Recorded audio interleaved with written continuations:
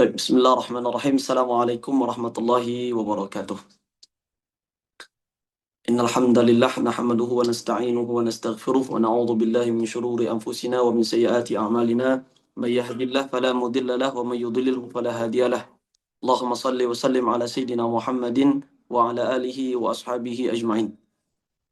نوينا التعلم وتعليم وتذكر وتذكير والنفع والانتفاع والإفادة والاستفادة والحث على التمسك بكتاب الله وسنة رسوله صلى الله عليه وسلم والدعاء إلى الهدى والدلالة على الخير ابتغاء وجه الله ومرضاته وقربه وثوابه سبحانه وتعالى. سبحانك لا علم لنا إلا ما علمتنا إنك أنت العليم الحكيم. Ahlan wa sahlan, marhaban ikhwah sekalian. Pertemuan ketiga, pertemuan terakhir dalam daurah fikih puasa kita. Pada malam hari ini insyaallah kita membahas lanjutan dari pembahasan kemarin. Kemudian syarat-syarat wajib puasa Ramadan. Kemudian hal-hal yang memperbolehkan untuk berbuka.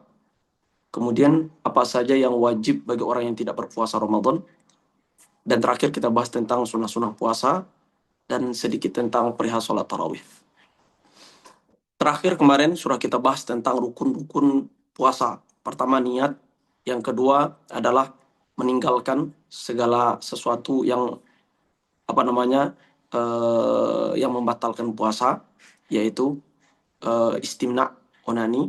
Yang kedua adalah masuknya sesuatu ke dalam tubuh melalui ke dalam rongga kita melalui lubang yang terbuka, ya. Dan yang ketiga adalah muntah, menahan diri daripada muntah sengaja. Kemudian jima, ya kan, berhubungan badan. Ini sudah kita bahas pada pertemuan kemarin, ya kan. Tinggal rukun yang terakhir adalah yaitu as-shaim, orang yang berpuasa. Ya, as-shaim orang yang berpuasa. Nah, dalam as-shaim orang yang berpuasa ada beberapa syarat yang nanti kaitannya erat dengan syarat wajib puasa Ramadan.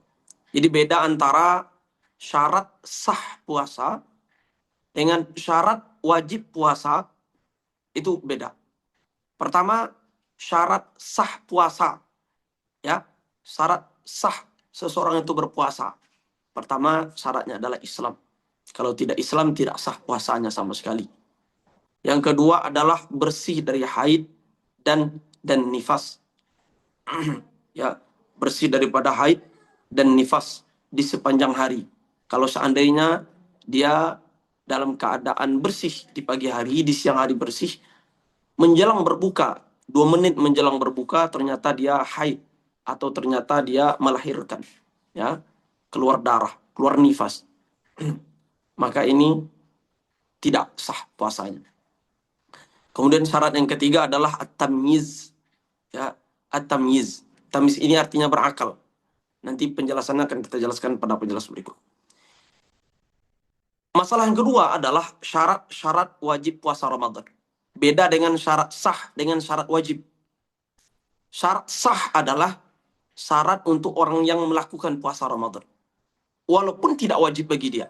Seperti anak kecil sudah mumayyiz tapi belum balik, umpamanya belum berakal, usianya masih umpamanya 5 tahun, sudah bisa membedakan baik yang buruk, ya, sudah bisa istinja sendiri, bisa makan minum sendiri, itu tamyiz namanya. Nah, anak ini sah puasanya. Apakah wajib atau tidak? Ini pembahasan kita. Maka masuk ke dalam syarat wajib puasa Ramadan. Yang pertama adalah Islam. Islam di sini maknanya adalah walaupun mantan Islam, ya, mantan Muslim. Jadi kalau ada orang kafir, artinya murtad, sebelumnya dia beragama Islam, maka wajib dia berpuasa Ramadan. Dengan makna wajib kita menyuruhnya untuk Islam lagi, dan wajib dia untuk berpuasa Ramadan. Andai dia tidak Islam di waktu Ramadan itu, setelah Ramadan baru dia kemudian kembali ke dalam Islam, setelah murtad, maka wajib dia mengqadha. Ini makna daripada wajib bagi dia puasa Ramadan. Artinya adalah beban itu ada dalam dirinya sehingga wajib di waktu yang lain untuk diqadha. Yang pertama, Islam. Yang kedua adalah baligh. Jadi kalau belum baligh, belum ada kewajiban puasa Ramadan. Sama sekali tidak ada kewajiban puasa Ramadan. Namun kalau seandainya usianya, ya, sudah mumayyiz, usia 5 tahunan, 6 tahunan, sudah mumayyiz, maka seyogyanya dibiasakan, ya, diperintahkan, dibiasakan oleh orang tua untuk memerintahnya. Dan ini tidak wajib perintahnya. Kalau dia usia 5-6 tahun belum wajib.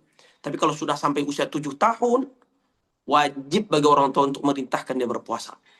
Dan memerintahkan dia untuk segala sesuatu yang berkaitan dengan puasa, ya, dan hal-hal yang berkaitan dengan kewajiban, sholat, kemudian menutup aurat, ya, istinja, berwudu, dan segala macam di usia 7 tahun.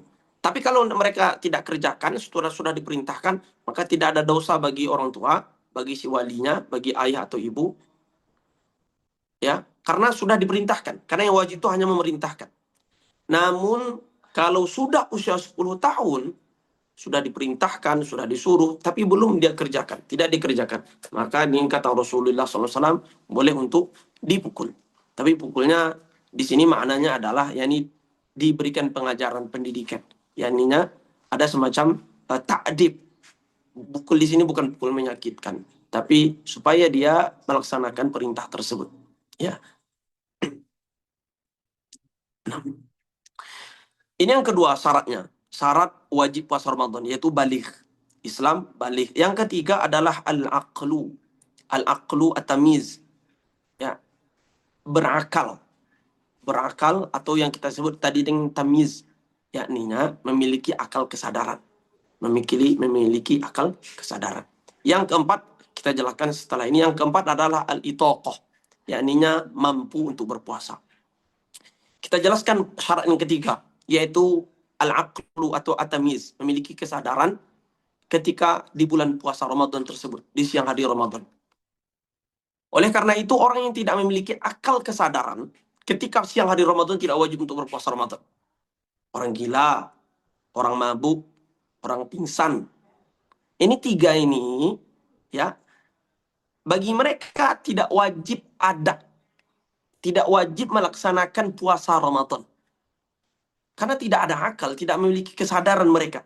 Orang gila, ya, orang yang mabuk, orang yang pingsan, itu tidak wajib mereka melaksanakan. Andai umpamanya seharian dia itu pingsan, seharian dia gila, seharian kemudian dia mabuk, orang ini otomatis tidak ada kewajiban puasa bagi mereka. Tidak wajib mereka melaksanakan. Kenapa? Karena tidak ada akal. Ya, tidak ada akal. Sehingga kalau tidak wajib, maka tidak wajib juga untuk diqadha. Secara umum begitu, walaupun ada rinciannya nanti. Seperti orang gila ini umpamanya, orang gila ini secara umum ya kan, tidak wajib untuk diqadha.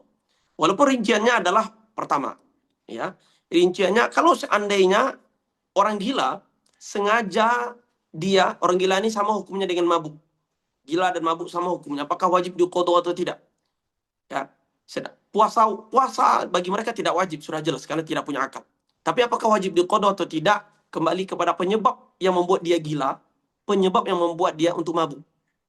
Kalau yang menyebabkan dia gila mabuk adalah ulah perbuatan dia sendiri. Sengaja dia minum obat sehingga dia gila, sengaja minum obat sehingga dia mabuk, maka orang ini wajib nanti mengqadha setelah habis Ramadan. Tapi tanpa sengaja, ya, dia melakukan suatu, meminum atau makan suatu, sehingga menyebabkan dia gila atau menyebabkan dia mabuk, maka tidak wajib untuk dia qadha. Nah, tidak wajib qadha setelah Ramadan. Ini yang pertama. Yang kedua, orang yang pingsan. Nah, yang pingsan wajib diqadha secara mutlak. Baik dia sengaja untuk membuat dia pingsan, ataupun tidak ada kesengajaannya untuk membuat dia pingsan, maka wajib dia mengqadha secara mutlak. Nah, tapi apakah sah puasanya atau tidak orang pingsan ini? Andai ada kesadarannya di siang hari. Nah, maka ini ada rincian juga. Kalau seandainya dia pingsan dari awal sebelum subuh, jadi sebelum masuk waktu subuh dia sudah pingsan sampai sudah maghrib, artinya tidak ditemukan dalam keadaan sadar di waktu siang, maka bagi dia tidak sah puasanya tentunya. Tapi kalau seandainya dia sadar walaupun hanya sebentar, sah puasanya. Pingsan umpamanya dari semenjak subuh Sebelum subuh dia pingsan, ya kan? Di waktu zuhur atau di waktu siang dia terbangun sebentar, tersadar sebentar. Setelah tersadar, di mana saya? Pingsan lagi, ya, sampai maghrib lagi. Nah, maka sah puasanya karena ada kesadaran walaupun hanya sebentar. Sah puasa orang ini. Masalah selanjutnya cabang, yaitu orang yang tidur. Apakah tidur membuat batal puasa? Ya, walaupun tidurnya itu adalah sepanjang hari, maka puasanya tetap sah. Kalau seandainya selesai makan sahur, banyak kali makan sahur dan itu makruh, ya, tertidur sampai maghrib. Jadi azan orang baru terbangun, udah azan subuh, padahal udah azan maghrib. Nah ini tidak sah puasa, ini sah puasanya, ya, puasanya tetap sah. Kenapa demikian? Apa bedanya? Bedanya adalah orang yang tertidur itu, ya, bisa dihukumi seperti orang yang sadar. Jadi dia dianggap orang yang sadar secara hukum. Karena kalau kita bangun kan dia bisa bangun. Beda orang pingsan, beda orang yang mabuk, orang yang gila. Ya kan? Orang tidur ini kalau kita bangunkan, dia bisa bangun. Maka dia seperti orang yang bangun secara hukum. Nah, gitu. Nah, ini masalah akal, ya, orang yang berakal.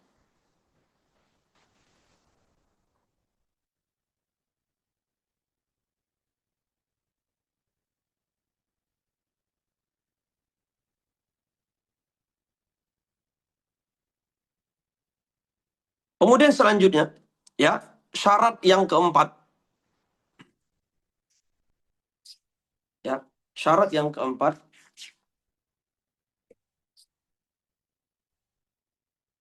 di antara syarat wajib puasa Ramadan bagi seorang tersebut adalah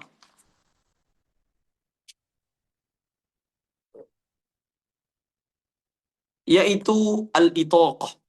Al-itaqah ini maknanya adalah mampu untuk berpuasa Ramadan. Kebalikan daripada itaqah adalah al-ajzu, yaitu lemah dan tidak memiliki kemampuan untuk puasa Ramadan. Nah, lemah ini muncul dari dua sebab. Sebab yang pertama adalah sebab syar'i, sebab yang kedua adalah sebab hissi. Sebab syar'i artinya sebab yang ada uzur syariat di sana, yaitu haid, ya, nifas, dan melahirkan. Jadi kalau seandainya seorang haid, berarti ada penyebab yang menyebabkan dia tidak mampu untuk berpuasa, ya kan? Karena syarat dari orang berpuasa itu mesti suci gitu ya. Kemudian begitu juga nifas, begitu juga melahirkan, walaupun melahirkan itu, ya kan, tidak melalui kemaluan, umpamanya sesar, ya kan, walaupun tanpa ada keluarnya cairan dari kepada kemaluannya, maka tetap ini disebut ketidakmampuan dia untuk berpuasa, maka tidak sah puasa orang ini. Ini pertama, yaitu ketidakmampuan secara syar'i. Yang kedua, ketidakmampuan secara hissi, secara indrawi, yakni badan tubuhnya, ya. Dan ini penyebabnya banyak, ya, yaitu segala sesuatu yang membuat seorang tersebut tidak mampu, untuk melaksanakan apa namanya ibadah puasa, ya, tidak mampu dia untuk melaksanakan ibadah puasa. Jadi segala sesuatu, ya, yang ada di diri seseorang yang membuat dia sulit untuk berpuasa, yang kesulitannya itu, ya, menurut adat kebiasaan ini tidak mampu dia untuk menanggung.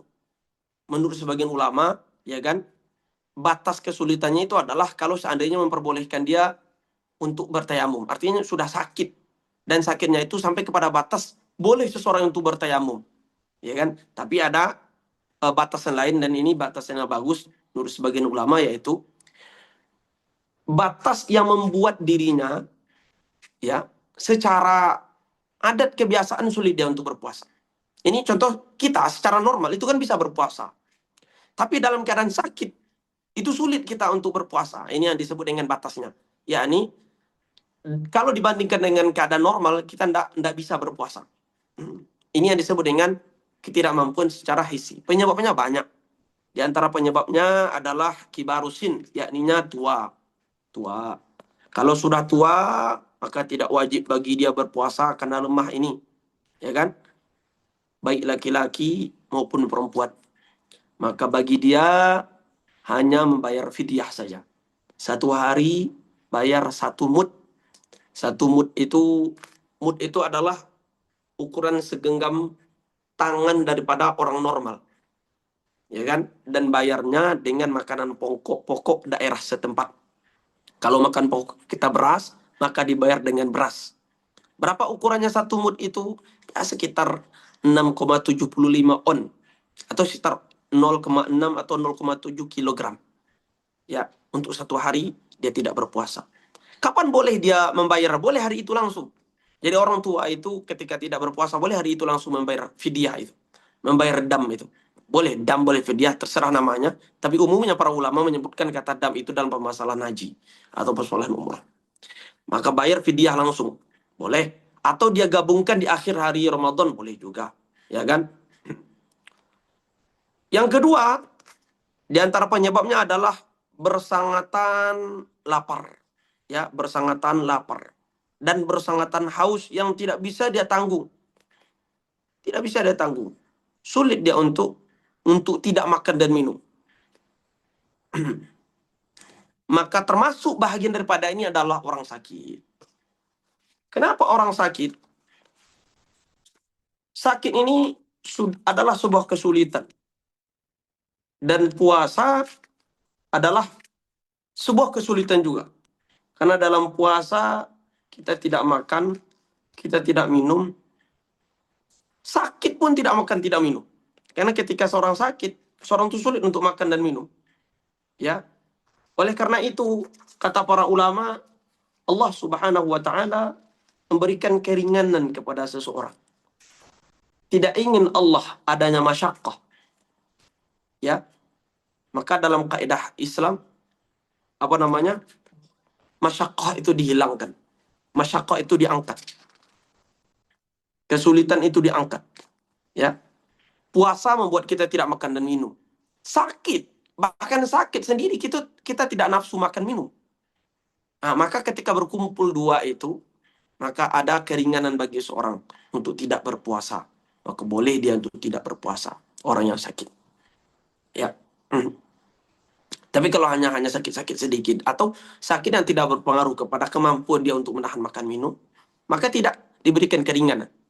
Pokoknya sakit tangan, sakit kaki, ya sakit telinga, ya kan? Sakit-sakit bagian anggota yang luar. Tapi kalau sakit perut, demam yang membuat dia sulit untuk makan minum, ya kan? Atau pusing dan segala macam hal-hal yang kemudian membuat dia berat untuk berpuasa, maka boleh untuk tidak berpuasa. Di antara lain ketidakmampuannya adalah karena pekerjaan keras. Orang yang bekerja di siang hari Ramadan, dan karena ini adalah kewajiban. Ini menyambung pertanyaan yang kemarin. Ya, bekerja itu wajib tentunya, mencari nafkah itu wajib. Dan ketika dia bekerja, dia sulit untuk berpuasa. Baik sulitnya dari segi badannya atau kefokusannya. Maka boleh dia untuk membatalkan puasa. Ya, boleh dia untuk membatalkan puasa. Walaupun pekerjaannya itu tidak di luar. Kalau orang bekerja di luar, kalau dalam kitab-kitab bisa bukan umpamanya tukang pemahat batu, pengangkat barang-barang apa namanya? Barang-barang barang-barang besar, kurang bangunan, tukang dan segala macam yang sulit. Ya, maka diperbolehkan. Juga diperbolehkan bahkan walaupun dia hanya di dalam. Pokoknya dia kerja kantoran, tapi kerja kantorannya ini membuat dia sulit untuk fokus kalau seandainya dia tidak makan minum. Nah, gitu. Sekretaris negara umpamanya tugasnya memang menjaga apa namanya tentang data-data dan segala macam umpamanya, atau menulis tentang data-data dan segala macam yang membuat dia sulit untuk kalau seandainya tidak makan minum. Ya, maka bagi orang ini adalah tidak diperkenankan untuk tidak berpuasa. Dikenankan untuk tidak berpuasa. Tapi mesti diketahui ikhwah sekalian, mesti diketahui bahwa untuk semua ini, ya, untuk semua orang yang telah kita sebutkan tadi, wajib dia tetap berniat di malam hari. Wajib tetap berniat di malam hari. Namun kalau seandainya di siang hari sulit dia untuk melaksanakannya, seperti pekerja keras tadi, malam hari tetap wajib berniat. Ya, apa namanya lagi? Orang yang em, orang yang punya apa namanya? Orang yang sakit. Nah, tapi ini ada rincian nanti. Orang yang sakitnya ada rinciannya.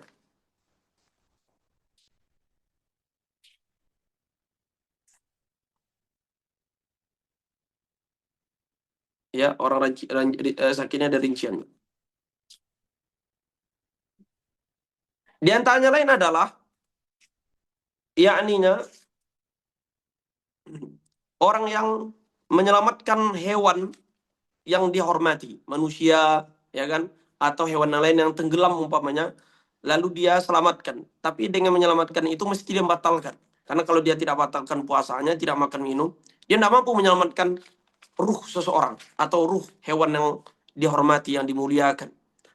Maka diperkenankan dia untuk berbuka puasa. Ya.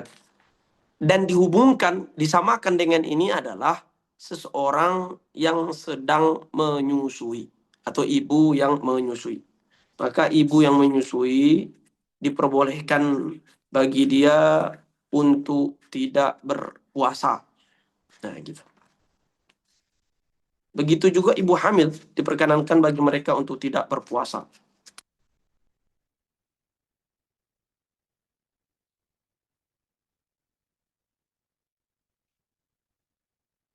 Ya, diperkenankan bagi mereka untuk tidak berpuasa.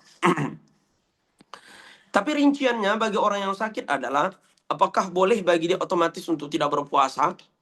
Pertama, ada sakit itu adalah sakit yang mutubikon, yakni sakit terus-menerus. Siang hari, malam, sakit terus-menerus. Bagi orang ini, malam hari boleh dia tidak berniat. Karena sudah tahu, siangnya pasti akan tetap sakit. Malamnya juga tetap sakit. Maka kalau sakitnya terus-menerus seperti ini, boleh dia tidak berniat sama sekali. Tapi kalau sakitnya itu terputus-putus, kadang sakit, kadang sembuh. Kadang sakit, kadang sembuh. Kalau seandainya sebelum adanya subuh, dia itu sehat, ya, dia itu sakit, sebelum subuh dia sakit, artinya ketika sahur dia sakit, tidak wajib dia untuk berniat. Karena ketika itu dalam keadaan posisi sakit.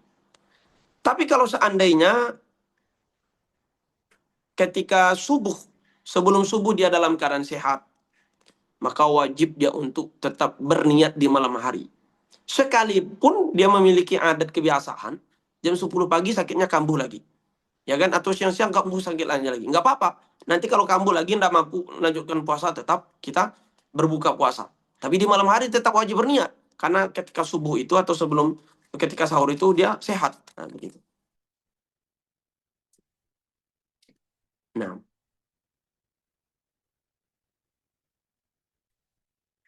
nah. Begitu juga adalah orang yang bersangatan sulit dia untuk menahan makan dan minum. Hmm. Ada orang itu yang tidak pernah puasa, atau tidak pernah dia tidak makan minum. Jadi ketika dia tidak makan minum memang betul-betul lemah, lemas betul. Maka orang ini boleh untuk membatalkan puasanya. Tapi malam hari dia boleh wajib berniat. Di siang hari dia batalkan puasanya, ya kan? Nanti wajib untuk diqadha. Ini yang pertama, penyebabnya, ya, penyebabnya yang pertama, ya, penyebabnya yaitu ketidakmampuan, ya, ketidakmampuan. Jadi sakit. Dan yang kedua, penyebab membolehkan seorang itu tidak berbuka puasa.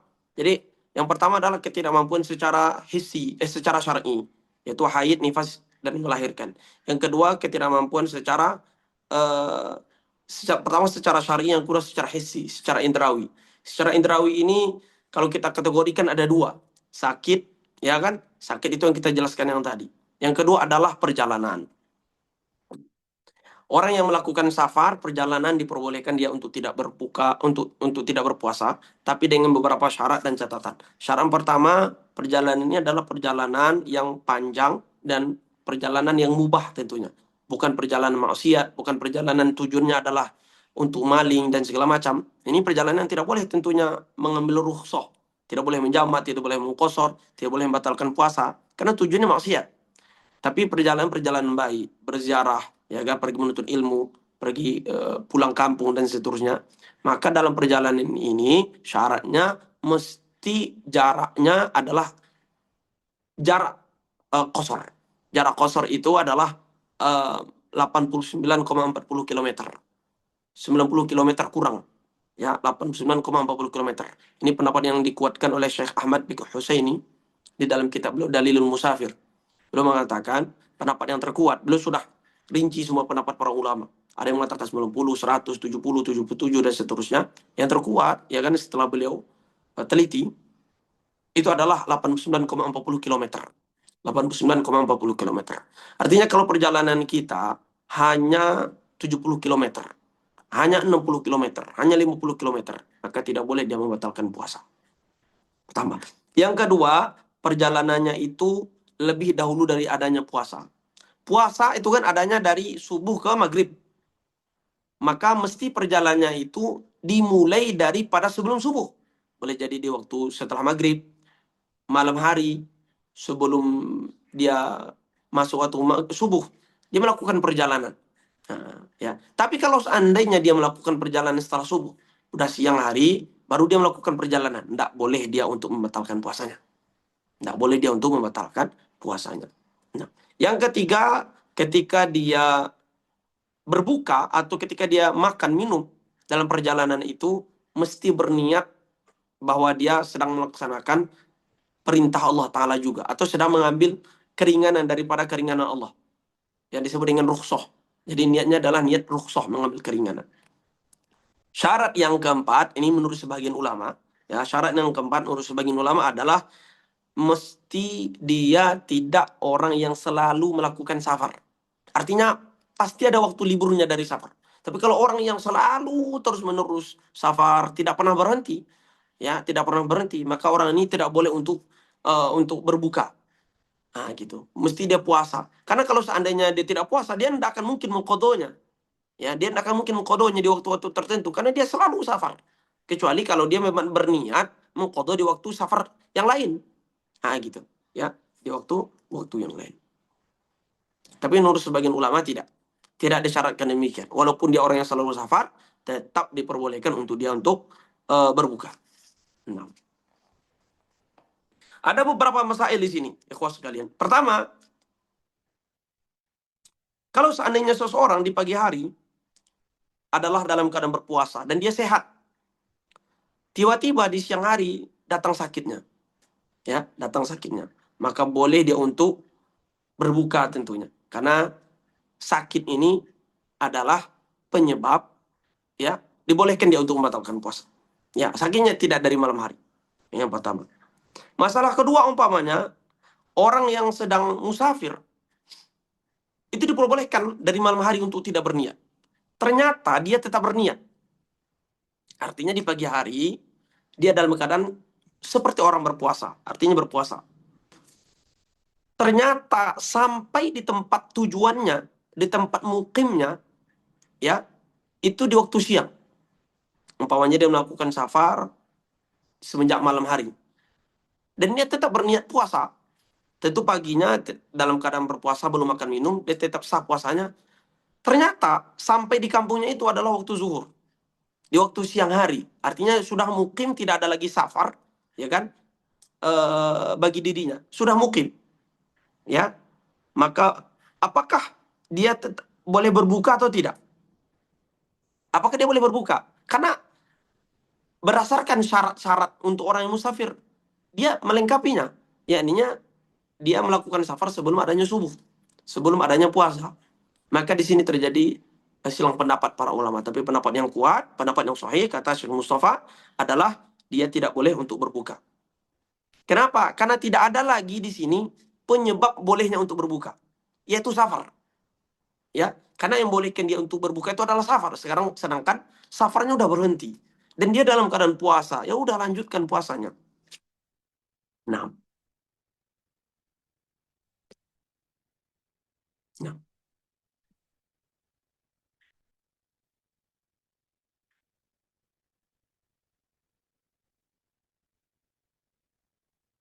Baik, habis ini pembahasan tentang ya syarat al-itaqah. Jadi syarat wajib puasa Ramadan pertama Islam, yang kedua baligh, ketiga berakal, yang keempat adalah mampu. Rincian mampu ini yaitu orang yang kalau seandainya tidak mampu baik secara syar'i maupun secara hisi, maka bagi dia tidak wajib untuk puasa Ramadan. Dihubungkan dengan ini seperti yang kita sebutkan tadi adalah orang yang sedang menyusui atau melahirkan. Apakah wajib bagi mereka untuk mengqadha saja atau membayar fidyah saja atau dua-duanya? Ya, orang yang menyusui atau yang melahirkan ini. Baik menyusui itu menyusui anaknya atau dia menyusui anak orang lain karena mencari upah. Nah, gitu kan. Di zaman dahulu terutama di Arab itu sangat kental adat anak itu disusui orang lain. Jadi diupahkan untuk disusui orang lain. Orang itu dikasih upah. Baik dia menyusui orang lain atau menyusui anaknya sendiri, ya kan? Maka hamil begitu juga. Baik hamil ini adalah hamil dari anak dari suami yang sah maupun hamil dari perzinahan. Dan ini pendapat yang kita pakai. Apa rinciannya? Pertama, kalau seandainya dia khawatir untuk keselamatan diri pribadi saja. Jadi tidak khawatir dia terhadap anak kandungannya, terhadap kualitas susunya, ya, terhadap anak yang sedang disusuinya atau anak yang dikandungnya, dia tidak khawatir terhadap ini. Yang khawatirnya hanya keselamatan dirinya pribadi. Kemudian dia berbuka. Maka bagi orang ini, ya wajib bagi dia, yakninya mengqadha puasa dan wajib juga bagi dia membayar wajib dia mengqadha saja. Wajib dia hanya mengqadha saja. Tapi kalau seandainya ada orang lain yang dia khawatirkan di situ, umpamanya yang dia khawatirkan hanya anak ini saja, ya kan, kualitas susunya jelek atau anak dalam kandungannya akan sakit atau terjadi sesuatu yang tidak diinginkan, dia khawatir itu. Atau dia khawatir dua-duanya, khawatir terhadap dirinya pribadi dan khawatir terhadap anak yang dalam kandungannya. Kalau demikian, nanti wajib dia mengqadha sekaligus wajib dia membayar fidyah. Ya, sekaligus wajib bagi dia untuk membayar fidyah. Nah, sekaligus wajib bagi dia untuk membayar fidyah. Fidyahnya berapa? Sama seperti tadi. 1 hari 1 mud. Ya, 1 hari 1 mud.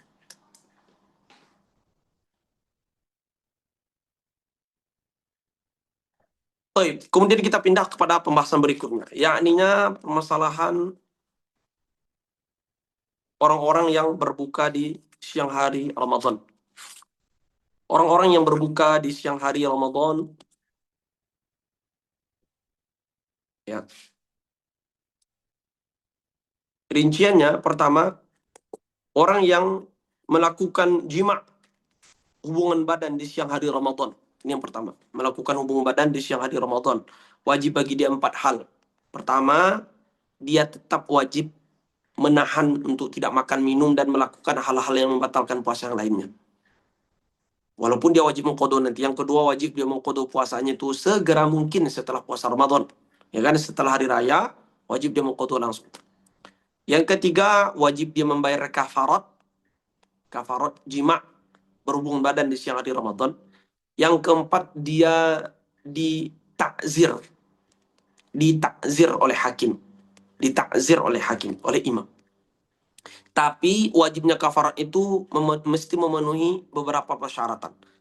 Syaratan yang paling penting pertama yang membatalkan jima' tersebut adalah jima' yang memang membatalkan puasa. Yaitu dilakukan secara sengaja, dengan pilihan sendiri, dan tahu itu haram. Ya, tapi kalau seandainya dia ndak dalam sengaja lupa hari pertama Ramadan, ini pengantin baru pula lupa, maka tidak wajib membayar kafarat ini. Yang kedua, ya kan, dipaksa, ya kan, umpamanya atau diperkosa dan segala macam, maka ini tidak wajib membayar kafarat. Begitu juga orang yang tidak tahu bahwa ini hukum haram. Nah, tentu hal ini hanya diberikan uzur kepada dua orang saja. Pertama, orang yang baru masuk Islam, ya, atau orang yang jauh hidup daripada ulama, tidak tahu hukum-hukum Islam itu. Yang kedua, yang batal itu adalah puasa Ramadan. Kalau bukan puasa Ramadan maka tidak wajib. Umpamanya dia berhubungan badan ketika dia puasa sunnah, atau puasa kafarat, atau puasa qada Ramadan, atau puasa nazar, ya, maka tidak wajib membayar kafarat. Hanya saja dia wajib untuk mengulangi mengqada puasa tersebut. Yang ketiga, batal puasa itu dengan sebab wata'. Beda kalau seandainya ada hal yang lain yang membatalkan, baik sebelum itu atau bersamaan. Ketika dia berhubungan badan itu dia makan, sambil makan. Berarti ada hal yang lain yang membatalkan puasanya. Makan dengan jima ini. Atau dia makan terlebih dahulu. Makan terlebih dahulu, kemudian baru berjima. Maka tidak ada kafaratnya sama sekali. Sudahlah dia maksiat, pintar pula dia maksiat.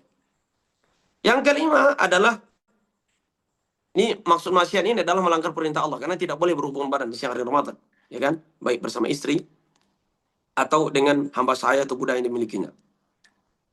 Yang kelima adalah masih dalam keadaan orang yang dianggap mampu melaksanakan puasa Ramadan seharian full. Artinya dia tidak menjadi orang gila. Kecuali umpamanya kalau seandainya dia itu berjima di siang hari Ramadan, sorenya ternyata dia menjadi gila. Nah, walaupun nanti sehat lagi, nah gila ini menjadi pemutus bahwa dia tidak wajib membayar kafarat. Artinya hilang ahliyah, ya kan? Bagi dia untuk menjadi orang yang wajib berpuasa Ramadan. Yang keenam adalah yang dia batalkan itu adalah puasa Ramadan yang yakin betul puasa Ramadan. Ya, bukan qada Ramadan, bukan ada Ramadan. Bukan, ini sudah kita bahas tadi. Yaitu yang dia batalkan itu adalah puasa dia sendiri. Tapi kalau puasa orang lain yang dia batalkan, ya, maka tidak wajib membayar kafarat. Seperti contohnya adalah ada orang yang musafir, laki-laki musafir, seorang suami melakukan safar, kemudian dia berjima dengan istrinya. Nah, ini kan dia membatalkan puasa istrinya, sedangkan puasa dia tidak batal. Karena tidak wajib berpuasa bagi dia orang musafir, begitu. Kemudian yang ketujuh adalah dia berdosa dengan jima'nya ini, ya. Tapi kalau seandainya dia tidak berdosa dengan jima' ini, maka dia tidak membayar kafarat. Seperti musafir ketika dia berjima', ya, di siang hari Ramadan, musafir sama musafirah, ya, sama-sama musafir suami istri, kemudian berjima tanpa ada niat rukhsah, tanpa ada niat mengambil keringanan daripada keringanan syariah. Jadi langsung aja berjima. Maka bagi orang ini berdosa dengan sebab dia tidak memakai niat rukhsah. Ya kan, dosanya bukan karena jima, karena diperbolehkan bagi mereka dalam keadaan musafir itu untuk tidak berpuasa. Nah, begitu. Yang kedelapan adalah dosanya itu karena puasa sendiri. Ya, seperti kasus yang kita sebutkan tadi. Kemudian yang terakhir adalah tidak adanya syubhat. Tidak adanya syubhat. Tapi kalau ada syubhat umpamanya, ya, dia mengira itu masih waktu subuh belum masuk, sehingga dia berhubungan badan. Ternyata waktu subuh sudah masuk dan dia masih dalam keadaan berhubungan badan. Maka bagi orang ini tidak wajib membayar kafarat karena adanya syubhat. Dia mengira bahwa malam masih ada, begitu. Apa yang wajib bagi dia? Kafarat apa yang wajib bagi dia? Seperti yang disebut dalam Quran, yakninya kafarat bagi dia adalah kafarat yakni pilihan. Ya, yakni kafarat bukan pilihan, yaitu kafarat murattabah yang tertib. Jadi kafarat itu ada dua, ada kafarat yang mukhtarah, yakni boleh memilih, atau kafarat itu ada kafarat yang murattabah yang mesti dikerjakan yang pertama. Kalau tidak mampu baru yang kedua, tidak mampu baru yang ketiga. Apa? Yang pertama, mesti dia memerdekakan seorang hamba sahaya, baik laki-laki maupun perempuan, ya, yang perempuan yang tidak ada aib. Tentu sekarang tidak ada lagi hamba sahaya. Pindah kedua, yaitu dia puasa 2 bulan secara berturut-turut. 2 bulan secara berturut-turut, nggak boleh diputus, mesti 2 bulan secara berturut-turut. Nah, yang ketiga, kalau tidak mampu dia berpuasa dan tidak, atau dia mampu berpuasa tapi tidak mampu secara berturut-turut, ya, maka wajib bagi dia untuk memberikan kepada 60 fakir atau 60 miskin, masing-masing kepada mereka 1 mud makanan. Satu orang itu diberikan 6,75 on. 6,75 on dikali 60.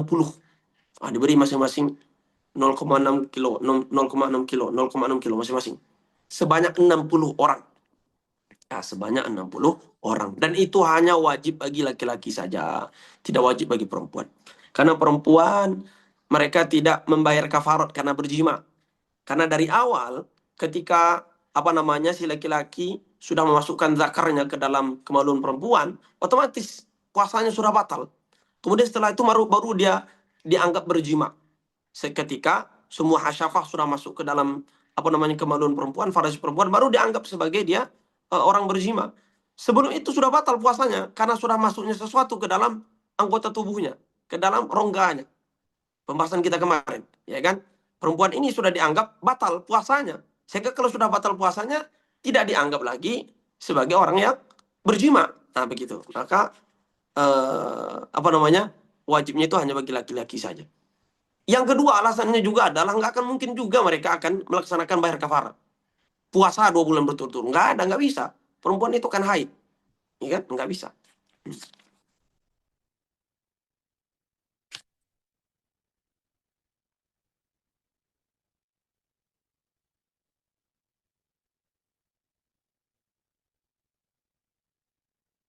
Nah, kemudian selanjutnya,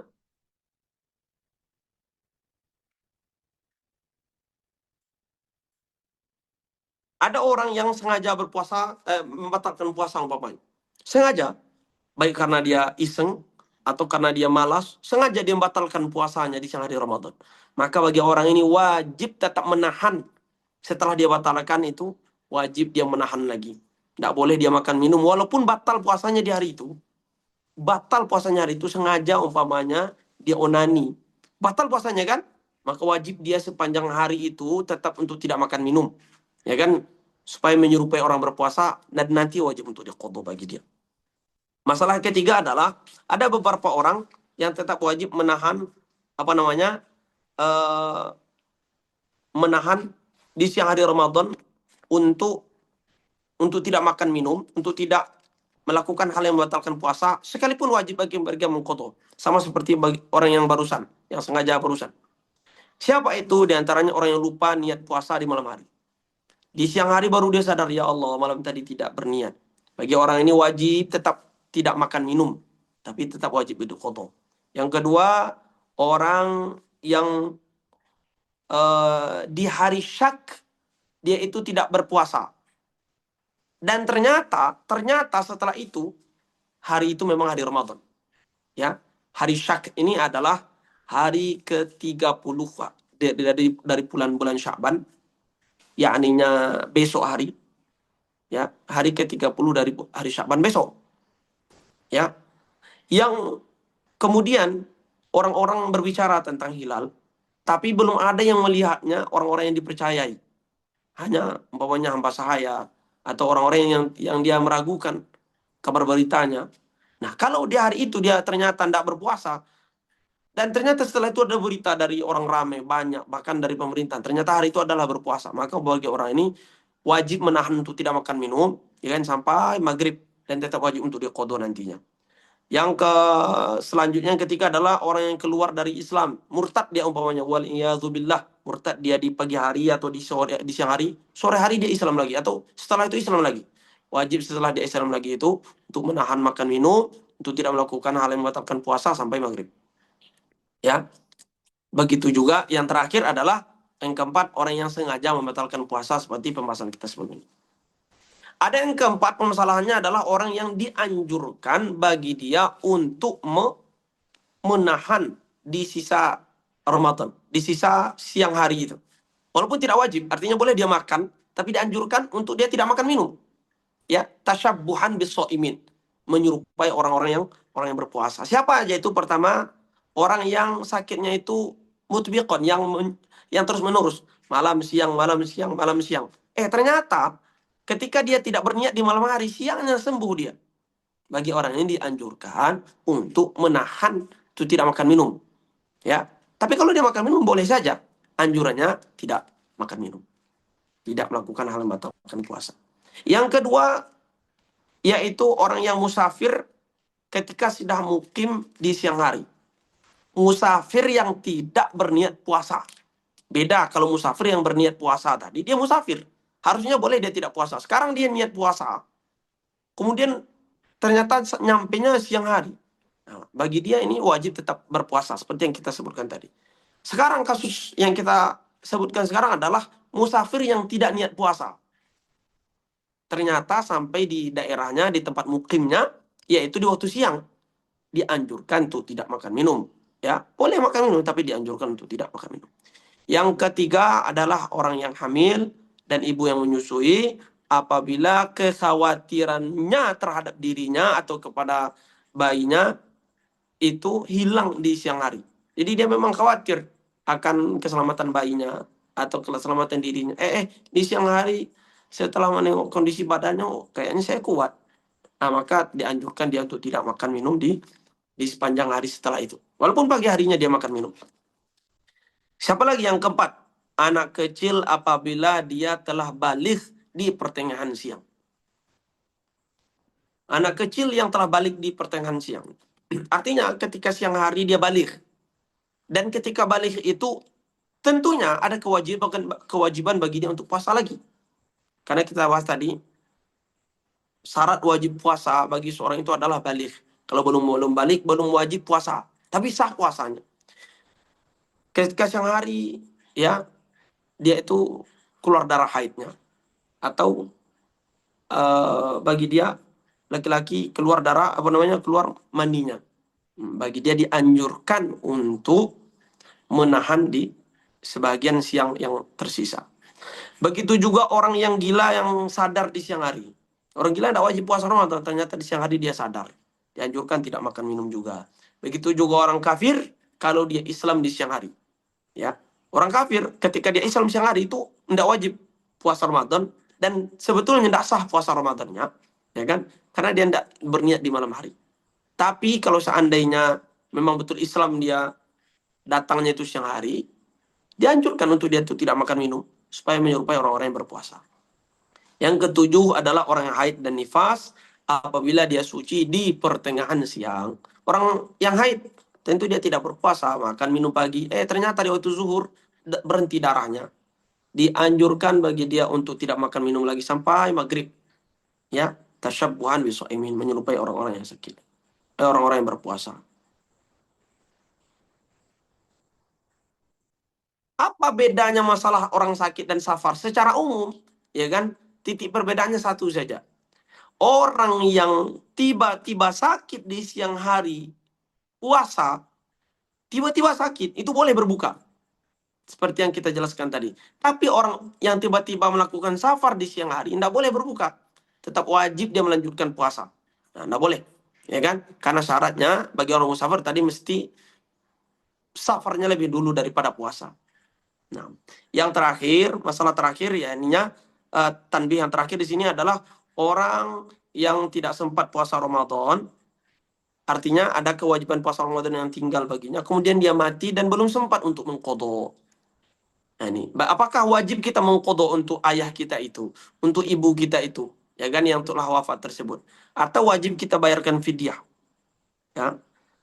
Kalau seandainya dia meninggalkan puasa itu tanpa uzur, ya harusnya bisa dia mengqadha, tapi dia lalaikan. Udah sehat dia lalaikan lagi. Kemudian meninggal, wajib kita mengqadha untuk dia. Ya, wajib dia maaf. Tanpa uzur ini maknanya adalah tanpa sakit. Sengaja dia meninggalkan. Ayah ini sengaja meninggalkan puasa. Ibu ini sengaja meninggalkan puasa. Waliyadzubillah. Atau ahli mayit ini sengaja meninggalkan puasa. Ya, tanpa uzur, tanpa dia sakit, tanpa apa-apa, wajib untuk diqadhakan atau dibayarkan fidyah. Ini boleh pilih. Ya, wajib untuk diqadhakan, tapi sunnahnya untuk diqadhakan. Sunnahnya diqadhakan, tapi boleh bayarkan fidyah untuk mereka. Ya, berapa hari? 1 hari bayarkan satu fidyah. Begitu. Tapi kalau seandainya dia tidak puasa tadi, kemudian sakit dan belum sempat mengqadha setelah itu karena uzur. Jadi dia tidak puasa pertama itu adalah karena uzur. Maka rinciannya adalah kalau dia meninggal sebelum ada waktu yang mungkin dia bisa mengqadha. Dia uzur sakit umpamanya 10 hari terakhir Ramadan. Di hari Idul Fitri langsung dia meninggal. Artinya belum ada waktu yang mungkin dia untuk mengqadha. Bagi orang ini tidak ada kewajiban apa-apa. Kita tidak wajib memberikan fidyah, tidak wajib mengqadhakan puasa bagi dia. Karena belum ada waktu untuk bisa mengqadha. Tapi kalau sudah ada waktu untuk bisa mengqadha, udah berlalu juga seminggu, 2 minggu, 3 minggu yang bisa untuk diqadha, maka wajib kita mengqadhakan puasa dia atau untuk membayarkan fidyah. Nah, ya, atau membayarkan fidyah. Nah, tapi puasa kita katakan lebih afdol untuknya. Kemudian ya masalah tambahan ya ininya masalah sunnah-sunnah ya afwan ikhwah agak panjang sedikit tapi ini apa namanya karena ini malam terakhir ya ininya sunnah-sunnah puasa di antara sunnah-sunnah puasa pertama adalah takjilul fitri yakninya menyegerakan untuk berbuka puasa tentunya hal ini bagi orang yang meyakini bahwa matahari sudah tenggelam. Tapi kalau seandainya dia ragu, matahari belum tenggelam, dan ternyata memang belum tenggelam, maka bagi orang ini wajib untuk mengqadha puasanya nanti. Wajib untuk mengqadha puasanya.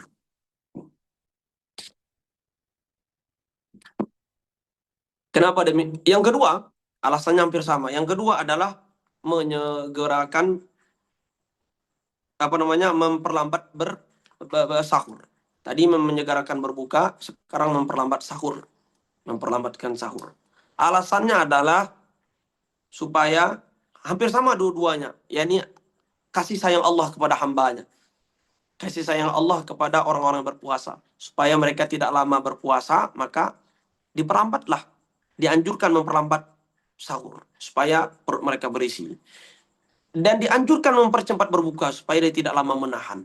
Jadi karena kasih sayang Allah, maka dianjurkan, ya kan? Dan hadisnya banyak sekali, ya kan? Bahkan sampai Rasulullah SAW mengatakan barang siapa yang tidak mempercepat sahur, memperlambat sahur dan tidak mempercepat berbuka bukan bagian daripada aku. Bukan bagian daripada umat yang terbaik, kata Rasulullah SAW. Banyak hadis-hadisnya.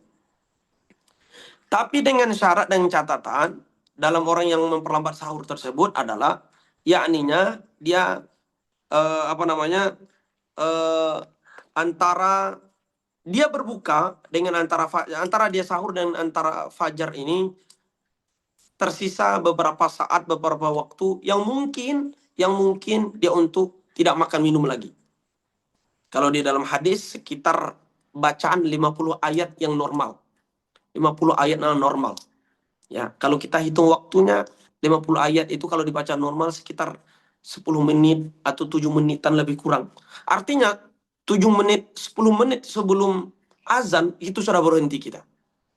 Ya, 10 menit sebelum azan atau 7 menit atau 5 menit sebelum azan kita sudah berhenti. Itu lebih afdalnya. Jadi jangan berbuka terlalu awal karena akan membuat kita lapar, ya kan? Dan jangan apa namanya tidak berbuka karena apa namanya jangan tidak sahur. Jangan sahur terlalu awal karena akan membuat kita lapar nanti, cepat lapar. Dan jangan tidak sahur karena sahur itu sendiri adalah sunnah. Jadi sahur, bangun di waktu sahur itu sendiri sunnah, makan sahur itu sendiri sunnah. Ada keberkahannya.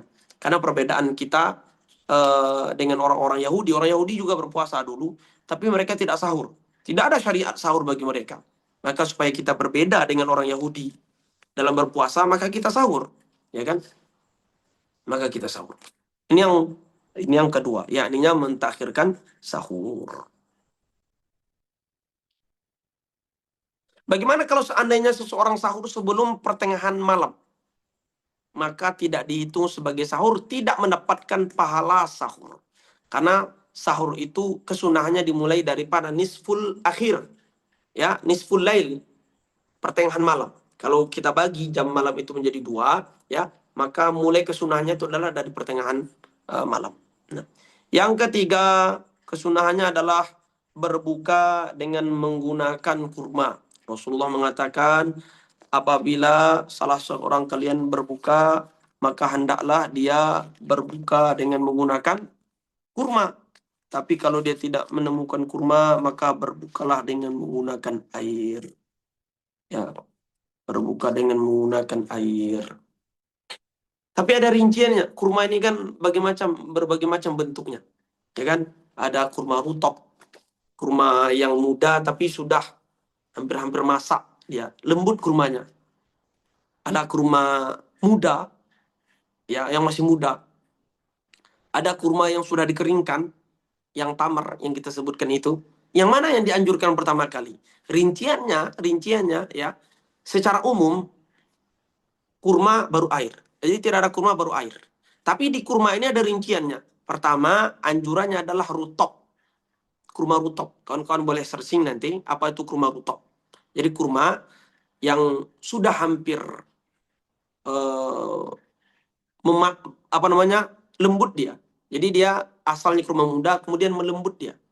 Nah, itu manis kurmanya. Ya, dianjurkan pertama rutop.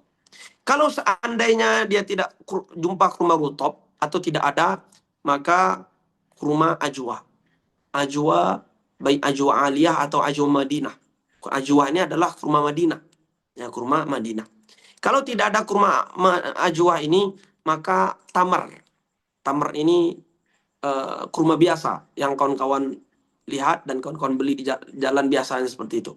Ya, kurma kering itu, kurma yang warna coklat atau warna yang lain-lain tersebut. Baik medjol, baik sukari, baik yang lain-lain, terserah. Sama tingkatannya. Di tingkatan yang ketiga, rutop, ajwah, tamar, kurma yang dikeringkan itu. Yang keempat adalah, ya kan, kalau tidak ada ini maka ini, kalau tidak ini maka yang keempat adalah busur. Busur ini kurma yang kurma muda. Busur ini kurma muda. Kalau rutop tadi kurma muda tapi dia sudah melembut dia. Bisa dipencet itu. Tapi kalau busur ini kurma muda. Nah, kalau tidak maka kurma muda. Kalau sudah tidak ada lagi maka dianjurkan minum air. Airnya ada rincian juga. Apa? Air zam-zam pertama kalau ada. Kalau tidak ada air zam-zam maka air biasa. Yang keenam air biasa. Kalau tidak ada juga air biasa, baru manisan, hulwun. Manisan, ya, seperti zabib, kismis, ya kan, susu, madu. Kalau tidak ada, baru tingkatan terakhir adalah manisan yang campuran. Yang dibuat dengan api dan seterusnya, campur-campuran. Ya kan? Mungkin kita esteller, cola, tebak, segala macam. Jadi sebetulnya tingkatan esteller, SS yang kita minum, itu tingkatan terakhir sekali. Jadi jangan ketika berbuka itu kawan-kawan sekalian langsung yang menjadi tujuan utama itu adalah esteller. Yang jadi tujuan pertama itu esteba, itu jangan. Ya, mesti yang pertama itu adalah sunnah Rasulullah SAW, yaitu kurma. Oh, nggak ada kurma kami. Udah air putih dulu, air putih. Dibatalkan dengan air putih lah baru boleh esteller, esteba, SS yang lain, boleh. Tapi dibatalkan dengan sunnah Rasulullah SAW, yaitu air putih dulu. Kalau tidak ada kurma. Kemudian selanjutnya adalah membaca doa, ya, ketika berbuka. Lebih tepatnya adalah selesai berbuka. Jadi baca doa itu selesai berbuka. Doanya apa? Ya kan, kalau yang kita minum itu air, maka membaca doa zahabal dhama'u wabtallatil uruqu wa thabatal ajru insyaallah taala. Zahabal dhama'u, telah hilang dahaga. Wabtallatil uruqu, dan telah basah urat-urat. Wa thabatal ajru insyaallah taala, dan pahala telah tetap. Menurut sebagian ulama lain, baik kita menggunakan air atau tidak, tetap dianjurkan doa tersebut. Ya, tapi sebagian ulama lain mengatakan air, karena redaksinya adalah kepada air. Karena yang menghilangkan dahaga itu bukan kurma, bukan bukan zabib, tapi yang menghilangkan itu air. Jadi baca doa zahabal dhama wa batallatul uruq wa thabatal ajru insyaallah taala. Kemudian membaca doa Allahumma laka sumtu wa ala rizkika aftartu. Dianjurkan menggunakan tambahan, ya. Ya, ininya tambahannya wa bika amantu wa 'alaika tawakkaltu wa rahmataka rajawtu. Allahumma laka sumtu wa 'ala rizqika aftartu wa bika amantu wa 'alaika tawakkaltu wa rahmataka rajawtu. Nah, begitu, ya. Ditambah lagi wa ilaika anabtu. Di dalam kitab I'ab disebutkan oleh Imam Ibnu Hajar, ya, dianjurkan menambah beberapa doa lagi, yaitu ya wasi'al fadli ighfirli, wa kemudian ditambah juga lagi alhamdulillahilladzi a'anani fasumtu wa razaqani faaftartu. Nanti doa-doanya kita kirim atau kita tulis dan kita share nanti di modulnya insyaallah taala. Dan doa ini sekali lagi dianjurkan setelah berbuka. Coba tengok redaksi doa Allahumma laka sumtu. Ya Allah, kepada kami berpuasa karenamu. Wa bika amantu, dan dengan engkau kami beriman. Wa ala rizqika aftartu, dengan rezeki engkau kami berbuka. Jadi redaksinya adalah sesudah berbuka baru berdoa. Nah, gitu ya. Minum dulu baru zahabadz dhama'u. Minum dulu baru Allahumma laka sumtu. Jadi bukan Allahumma laka sumtu baru minum. Ya, seperti video Upin Ipin itu. Kemudian dianjurkan lagi di dalam Ramadan adalah memperbanyak membaca Al-Qur'an, ya, memperbanyak membaca Al-Qur'an, dan lebih afdalnya adalah tata caranya dengan cara mudarasah. Mudarasah itu dibaca secara bersama. Kita membaca kepada seseorang, seseorang membaca kepada kita. Karena ini adalah metode yang dilakukan oleh Rasulullah dengan Jibril setiap bulan Ramadan. Kemudian selanjutnya dianjurkan memperbanyak sedekah di bulan Ramadan. Memperbanyak sedekah di bulan Ramadan. Nah, karena tentu pahalanya banyak sekali, dan Rasulullah SAW itu adalah orang yang sangat dermawan, dan kedermawanan beliau tidak ada tandingannya di bulan Ramadan. Ya, seperti angin yang angin datang, atau seperti angin yang mengalir. Jadi kencang sekali angin itu. Seperti itulah kedermawanan Rasulullah. Beliau tidak pernah memandang-mandang. Diberikan semuanya. Maka supaya kita melatih, ya kan, menjadi orang taat, maka memperbanyak sedekah di bulan Ramadan. Kemudian yang lain adalah dianjurkan kalau seandainya kita junub di malam hari setelah berunggun badan atau mimpi basah, maka dianjurkan mandi, ya, dianjurkan mandi sebelum datang waktu sholat subuh. Ya, sebelum datang. Kalau seandainya kita akhirkan maka tidak batal tentunya. Tidak batal. Kenapa demikian? Supaya ketika kita masuk ke dalam puasa dalam keadaan sudah siap-siap, sudah dalam keadaan suci, dan tidak ada lagi keraguan, ya kan, apakah batal puasa saya dengan mandi wajib atau tidaknya. Jadi untuk menghilangkan keraguan. Kemudian dianjurkan lagi adalah yakninya tidak mubalaghah, tidak mubalaghah dalam berkumur-kumur dan memasukkan air ke dalam hidung ketika kita berwudu. Salah satu sunnah wudu adalah masukkan air ke dalam mulut dan masukkan air ke dalam hidung. Itu sunnah hukumnya. Baik ketika puasa tetap dianjurkan. Tapi, ya, bedanya antara bulan Ramadan dengan luar Ramadan adalah di luar bulan Ramadan atau di malam hari bulan Ramadan, itu dianjurkan kita berkumur-kumur atau memasukkan air ke dalam hidungnya adalah secara berlebihan. Namanya mubalaghah. Jadi ketika masukkan dalam mulut, itu diguncang. Kalau bahasa kitanya berkumur-kumur. Ya kan, masukkan ke dalam hidung kemudian bersangatan, dibersihkan. Nah, ketika berpuasa tetap dianjurkan masukkan air ke dalam mulut dan hidung, tapi tidak mubalaghah. Jadi sekedar memasukkan saja supaya mendapatkan kesunahan lalu dikeluarkan, masukkan dalam hidung sedikit kemudian dikeluarkan supaya tetap mendapatkan kesunahan madmadah dan istinsyak dalam wudu.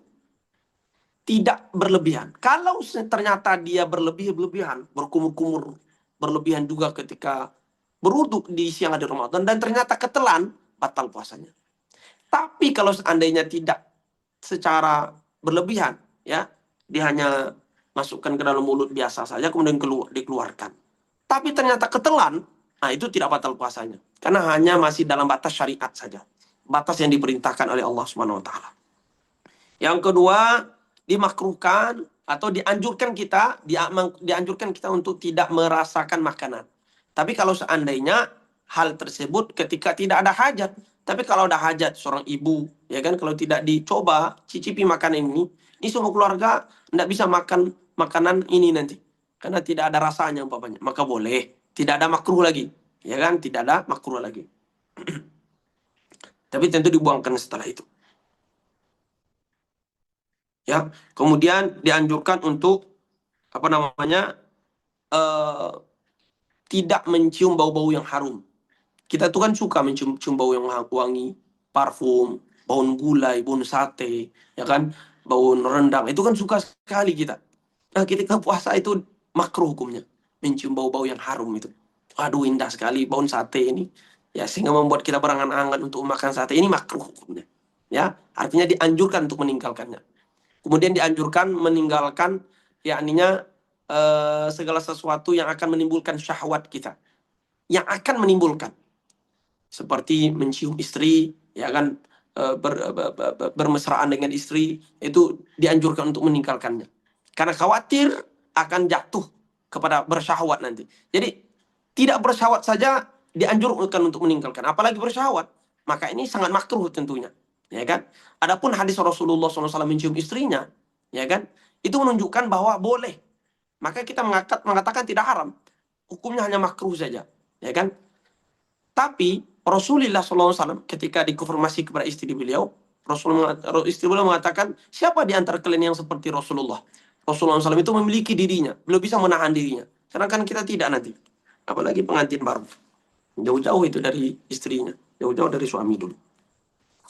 Ya, ini tentang perkara sunnah-sunnah puasa. Terakhir, ya penutup, ya ini masalah tentang sholat tarawih.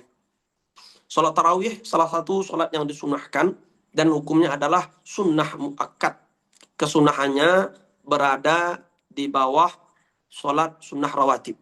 Jadi sholat sunnah rawatib baru sholat sunnah tarawih. Artinya jangan sampai kita meninggalkan sholat tarawih hanya karena mengejar sholat tarawih. Ya, kita meninggalkan sholat sunnah rawatib hanya karena mengejar sholat tarawih.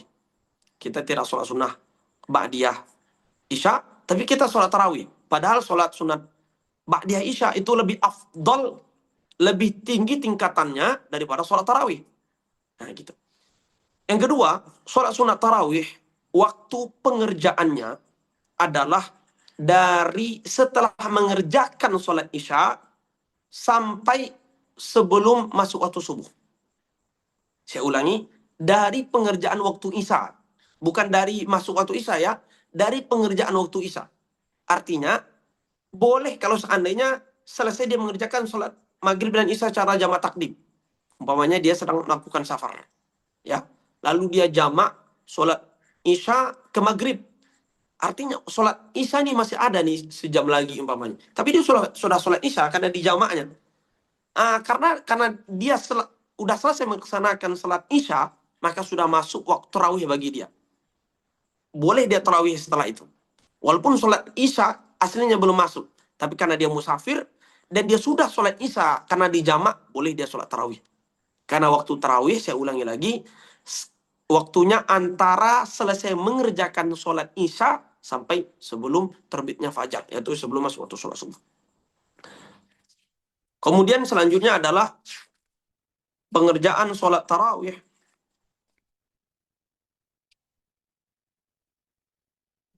Ya, pengerjaan sholat tarawih ini, sholat tarawih ini di zaman Rasulullah SAW tidak dikenal dengan sama tarawih, disebut dikenal dengan nama qiyamul lail atau qiyam Ramadan. Maka ada hadis Rasulullah mengatakan, "Man qama Ramadhana imanan wa ihtisaban ghufira lahu ma taqaddama min dhanbi." Siapa yang melakukan qiyam Ramadan, salat di malam Ramadan, diampuni oleh Allah Taala dosanya yang berlalu ketika dia melakukan dengan iman dan penuh perhitungan, ikhlas kepada Allah Subhanahu wa taala. Ya, dinamakan dengan sholat tarawih. Tarawih ini jamak dari tarwihah, karena ada waktu rehat-rehat. Dahulu orang-orang mengerjakannya adalah dengan ada istirahat. Jadi setelah 2 rakaat salam, artinya setelah 4 rakaat sholat dengan 2 kali salam, mereka istirahat. Istirahat mereka tentu bukan dengan duduk-duduk. Istirahat mereka tentu bukan dengan makan-makan, bukan ngerokok, bukan main game, bukan. Istirahat mereka adalah dengan tawaf. Orang Makkah itu begitu, istirahat mereka dengan tawaf. Setelah tawaf, mereka lanjut lagi sholat tarawih. 2 rakaat, 2 rakaat. Setelah 4 rakaat, ya, mereka berhenti lagi istirahat. Istirahat mereka tawaf. Kenapa demikian? Supaya tidak bosan dalam satu ibadah. Karena berpindah dari satu ibadah ke ibadah lain itu menghilangkan kebosanan. Jadi kalau kita bosan baca Al-Quran, pindah ke yang lain. Bosan kita membaca ilmu, pindah. Tulislah ilmu itu. Bosan kita baca Quran, mungkin catat bacaan Quran itu. Ya, atau baca tafsirnya, atau yang lainnya. Karena kalau di satu perbuatan saja seorang bisa bosan. Maka para salaf itu membuat supaya mereka tidak bosan, diganti dengan tarawih, dengan tawaf. Wah, bukan dengan berhenti ya. Jadi tarawih istirahatnya itu dengan tawaf. Nah, begitu. Nah, orang Madinah ketika mengetahui itu mereka tidak bisa tawaf. Setelah 2 rakaat, 2 rakaat, 4 rakaat, mereka tidak bisa tawaf.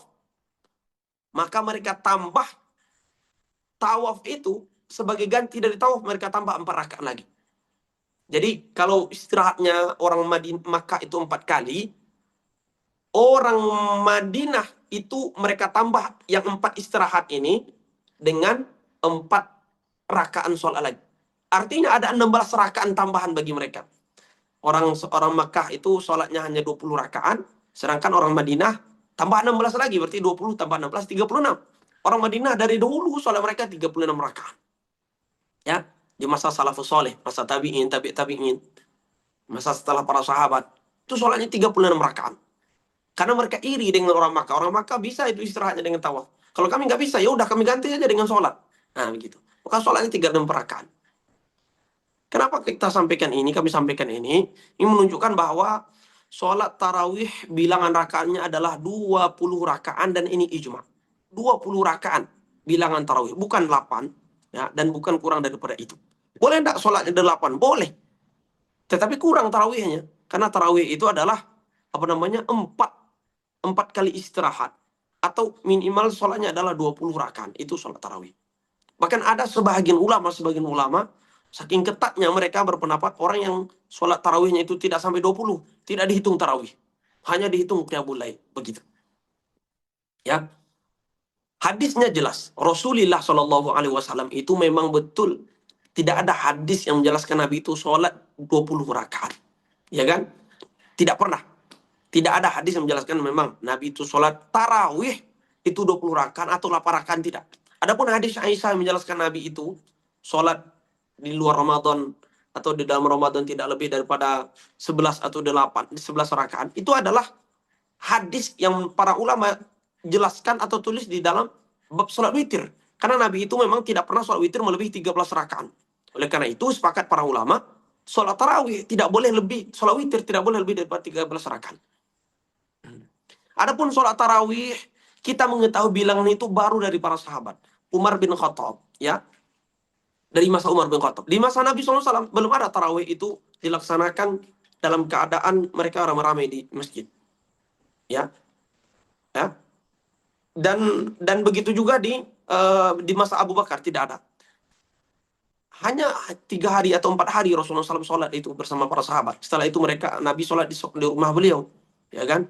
Sebagian ulama berpendapat Nabi sholat 8 rakaat bersama sahabat di masjid. Setelah itu sholat sisanya ya melengkapi 20 rakaat di rumah beliau. Ada sebagian ulama berpendapat demikian. Oleh karena itu di masa Umar, ketika beliau keliling dengan Abdurrahman ibnu Qarid, melihat ternyata para sahabat, orang-orang muslim, ya sholat dalam keadaan tidak berkelompok. Mereka sini sholat terpisah, ini terpisah, ini terpisah, ini terpisah. Sehingga beliau berpendapat, ya kan, sholat lebih bagus dikumpulkan dengan satu imam. Sehingga ketika itu disuruhlah Ubay bin Ka'ab, salah satu muqri, salah satu hufaz, untuk menjadi imam. Ya, imam sholat, dan beliau mengimami sholat orang-orang kaum muslimin di satu masjid. Dan kata sahabat Nabi SAW yang lain, diantaranya Sa'id bin Yazid mengatakan, mereka ketika itu setelah diperintahkan oleh Umar, dipimpin oleh Ubay bin Ka'ab, sholat 20 rakaat. Dan itu dilihat oleh semua para sahabat yang lain. Bahkan Aisyah yang meriwayatkan, ya ulama yang atau orang yang berpendapat tentang Nabi sholatnya itu tarawih 8 rakaat. Aisyah yang meriwayatkan hadis ini itu hadir ketika itu, dan dia hidup ketika itu, dan dia tidak mengingkari perbuatan itu. Sudah menjadi ijma. Ya, para sahabat lain hidup, Utsman bin Affan hidup, Ali bin Abi Thalib hidup, dan mereka melihat orang sholat 20 rakaat. Itu ijma sampai para sahabat, para salafus soleh, para tabi'in mereka tetap sholat 20 rakaat atau 36 rakaat. Tidak ada kurang dari 20 rakaat. Ya, tidak ada kurang dari 30 rakaat. Dari 20 dari 20 rakaat seperti itu. Jadi bisa dikatakan sudah ijma, ya, bilang rakaat itu adalah 20. Karena yang mengetahui, yang menceritakan kepada kita itu para sahabat yang dilakukan oleh Umar. Siapa yang lebih tahu tentang perbuatan sholat Rasulullah itu? Tentu para sahabat, ya kan? Tentu para sahabat. Nah, ya, dan pelaksananya mesti 2 rakaat 2 rakaat, tidak sah kalau seandainya 4 rakaat 4 rakaat. Karena sholat malam mesti 2 rakaat 2 rakaat, ya. Kalau seandainya seorang melaksanakan sholat tarawih 4 rakaat 4 rakaat, ya kan, sholatnya dihitung hanya sholat sunnah mutlak dan tidak dihitung sebagai sholat sunnah tarawih, ya. Dan dianjurkan sholatnya berjamaah. Wallahu a'la wa a'lam bissawab. Baik. Ada pertanyaan ikhwas sekalian? Tadi ada pertanyaan melalui WhatsApp. Ya, saya bacakan satu pertanyaan ini. Kalau ada pertanyaan setelah itu silakan. Pertanyaannya begini. Assalamualaikum warahmatullahi wabarakatuh, Ustaz. Misalkan ada seorang anak kecil yang di umur murahik, ya, dan seterusnya, yang maaf melakukan onani barangkali. Setelah itu keluar maninya. Murahik ini adalah orang yang belum mimpi basah, ya. Murahik ini orang mimpi basah, berarti dia belum belum apa namanya belum keluar maninya. Artinya dia hampir keluar maninya. Murahik, kemudian dia melakukan onani, kemudian keluar maninya, ya. Maka kalau itu ia langsung ditaklif, apakah begitu? Itu pertanyaannya. Kemudian ternyata kita dapati si anak ini tak tahu menahu tentang kewajiban mandi. Bahkan untuk bertanya ke yang tahu pun barangkali si anak ini tidak terpikir, Ustaz. Lantas bagaimana nasib si anak ini yang kita asumsikan baru terlaksana mandi wajibnya kala telah berlalu 1 atau 2 tahun setelah kejadian onaninya itu. Apakah kita pukul rata bahwa ia tidak tahu maka tidak apa? Atau rincian lainnya ada? Atau bagaimana, Ustaz? Taib. Anak kecil yang keluar mani di waktu pertama kalinya, berarti dia sudah dianggap sebagai orang yang dewasa, sudah dianggap balik. Baik keluar maninya itu secara sengaja maupun tidak sengaja. Jadi yang dimaksud dengan keluar mani dalam perspektif fikih bagi orang yang laki-laki, bagi anak laki-laki, sehingga itu tanda baliknya adalah bukan mimpi basah, ya. Jadi selama ini disebutkan mimpi basah itu hanya sebagai simbol saja, bukan mimpi basah. Tidak mesti dalam keadaan mimpi basah, boleh jadi karena kesengajaan dia, ya kan, dengan onani, ya kan, atau yang lain-lainnya sehingga keluar maninya pertama kali.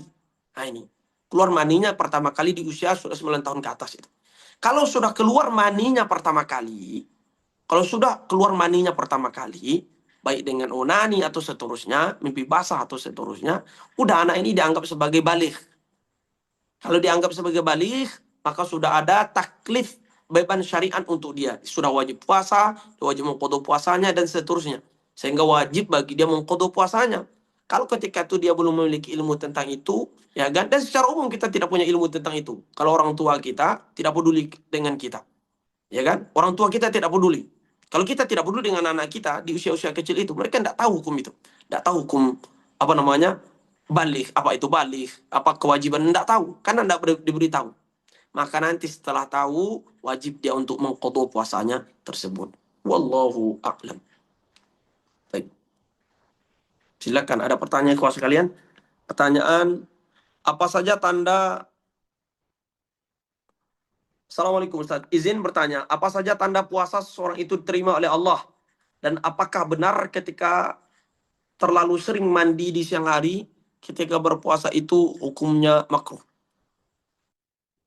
Ya, di antara tanda apa namanya diterimanya puasa seseorang, kemudian soal kedua, hukum mandi sering diterimanya amal seorang. ya kan? Imam Ghazali menyebutkan dalam kitab Ihya Ulumuddin, setelah beramal, sikap seorang hamba itu adalah amal secara umum, baik puasa, sholat, atau yang lainnya, adalah ada dua sikap dalam dirinya. Pertama, roja, yakninya perasaan percaya diri Allah terima amal ibadahnya. Yang kedua, ada rasa khauf, rasa takut bahwa Allah tidak terima dan tolak amalnya. Jadi dia berada pada posisi itu, ya, berada pada posisi itu. Berharap Allah terima amalnya, di satu keadaan itu dia di keadaan yang sama dia merasa takut bahwa amalnya kurang, amalnya tidak sempurna dan Allah tidak terima. Jadi berada di tengah-tengah antara roja dan khauf. Nah, setelah beramal, ketika seseorang, ya kan, setelah melakukan amal, ada panggilan amal berikutnya. Dan dia juga bersemangat untuk melakukan amal berikutnya. Kata sebagian ulama, ini di antara tanda amalan seorang diterima oleh Allah Subhanahu wa taala. Kemudian di dalam puasa memang makruh kita sering-sering mandi. Khawatir akan masuknya air ke dalam apa namanya? Ke dalam mulut, ke dalam telinga. Nah, izin Ustadz, saya pernah dengar kalau puasa belum dikodok sampai waktu Ramadan datang kembali itu mesti dibayar fidyah, Ustadz. Itu bagaimana rinciannya? Jazakallah salam jazak. Betul. Kalau seandainya eh, puasa Ramadan kita, ya, kodok Ramadan kita belum kita sempat mengkodoknya, hutang Ramadan kita belum sempat dikodok, sampai datang Ramadan lagi, wajib untuk kita bayar fidyah dan wajib tetap untuk mengkodok dengan catatan kalau seandainya kita sengaja dan sudah memiliki waktu, jadi sudah ada waktunya tapi sengaja dia tunda sampai tidak sempat lagi, maka wajib dia membayar fidyah, ya kan, untuk satu hari yang dilewati, satu hari puasa yang dilewati itu, ya kan. Tapi tentu wajib untuk diqodho, bukan hanya fidyah saja, tetap wajib diqodho. Jadi dua kewajiban bagi dia. Kecuali kalau seandainya dia menunda itu karena alasan syariat. Umpamanya dia hamil, tidak sempat untuk puasa. Dia menyusui, tidak sempat untuk puasa. Kalau biasanya hamil, setelah itu langsung menyusui, biasanya nggak sempat. Maka kalau begitu, dengan demikian orang ini boleh untuk tidak diwajibkan untuk membayar fidyah, hanya mengqadha saja, ya kan? Artinya walaupun sudah berlalu 1 tahun, tetap wajib untuk mengqadhanya. Apakah memasukkan obat ke gigi berlubang untuk meredakan rasa sakit dapat membatalkan puasa? Obatnya tidak tertelan, tidak membatalkan puasa. Izin bertanya, maaf sebelumnya, kalau boleh tahu apa-apa saja hal yang makruh kita lakukan saat kita sedang berpuasa, seperti menyikat gigi atau ada hal yang lainnya, tadi sudah kita bahas, ya kan? Perkara-perkara sunnah kalau tidak dilakukan itu makruh. Di antaranya tadi adalah makruh sering mandi berenang, makruh mencicipi makanan, apalagi tadi, ya kan? Makruh kita berbekam, itu makruh juga. Terutama bagi orang yang lemah badannya. Tapi kalau seandainya tidak berpengaruh badannya kuat, ya kan, berbekam atau tidaknya, dia tetap sanggup untuk puasa. Maka bagi orang ini tidak makruh untuk berpuasa, untuk berbekam begitu. Apakah boleh fidyah yang ukurnya 1 mud diganti dengan uang? Sama pernah saya melihat salah satu media dikatakan bahwa seandainya ada seorang yang tidak berniat sama sekali di malam hari, kemudian dia tersadar di pagi hari bahwa dia tidak berniat. Kemudian dikatakan bahwa dia boleh berniat di pagi itu dikarenakan darurat. Sekian, terima kasih.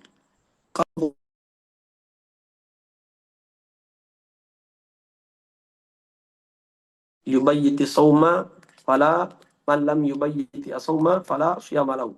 Orang siapa yang tidak berniat di malam hari tidak sah puasanya. Itu hadis Rasulullah SAW, dan dan itu adalah hanya untuk puasa wajib. Adapun puasa sunnah memang boleh. Ya, puasa sunnah boleh untuk berniat di malam hari. Karena hadis Rasulullah SAW kemarin sudah kita sampaikan, ketika Rasulullah SAW pulang ke salah satu rumah istrinya, dia bertanya, adakah makanan? Kata istrinya, tidak ada. Idan asumu, baik saya puasa, ya kan? Tapi dengan catatan belum ada hal-hal yang membatalkan puasanya dari pagi hari, belum makan minum, ya kan, di pagi hari. Maka boleh dia berniat di siang hari. Ya, boleh berniat di siang hari selama belum masuk waktu zuhur. Kalau sudah masuk waktu zuhur baru dia berniat untuk puasa, maka tidak sah. Adapun puasa wajib, puasa fardu, wajib berniat di malam hari. Apa kategori seorang dia harus fidyah dan qadha? Apa kategori seseorang dia harus membayar fidyah dan qadha, atau sebaliknya? Tadi udah kita jelaskan. Kalau orang yang tua secara umum, ya, kesimpulan secara umum, orang yang tua, yang orang sakit yang tidak akan mungkin sembuh lagi, orang ini hanya bayar fidyah saja. Kalau seandainya orang yang hamil atau menyusui, kalau khawatir untuk dirinya saja, maka dia hanya wajib membayar, wajib mengqadha saja. Tapi kalau khawatir terhadap keselamatan bayinya atau keselamatan bayi dan dirinya, maka wajib qadha dan fidyah. Ya, apalagi mayit yang meninggal, ya kan, belum sempat mengqadha. Ya kan, belum sempat mengqadha. Ya, belum sempat mengqadha. Tadi sudah kita jelaskan. Kalau seandainya dia meninggalkan secara uzur, tidak dengan tanpa uzur, sengaja dia meninggalkan puasanya, wajib kita mengqadhanya atau membayar fidyah, terserah. Tapi tapi membayar fidyah, mengqadha lebih afdal. Jadi puasa lebih afdal. Tapi kalau dia tinggalkan secara uzur, ya kan, dan dia tunda-tunda untuk mengerjakannya, belum tunda-tunda untuk mengerjakannya, maka wajib untuk membayarkan juga, ya kan, membayarkan fidyah juga atau mengqadha. Boleh memilih, tapi qadha lebih lebih afdal. Jika membayar fidyah itu disyaratkan sengaja, tadi juga tentang uang. Apakah boleh membayar fidyah dengan uang? Dalam mazhab Syafi'i dan jumhur tidak boleh. Ya, dalam mazhab Syafi'i dan jumhur tidak boleh. Kalau berdasarkan mazhab Hanafi, mereka mengatakan boleh. Jika membayar fidyah itu disyaratkan sengaja, lalu ketidaktahuannya, jika membayar fidyah itu disyaratkan sengaja, lalu ketidaktahuannya yang bukan karena baru masuk Islam atau bukan karena jauh dari ulama, apakah digolongkan ketidaksengaja di sini, Ustaz? Jika membayar fidyah itu disyaratkan sengaja, lalu ketidaktahuannya yang bukan karena baru masuk Islam, yang bukan karena baru masuk Islam, atau bukan karena jauh dari ulama, apakah digolongkan ketidaksengaja? Saya kurang paham masuk pertanyaannya.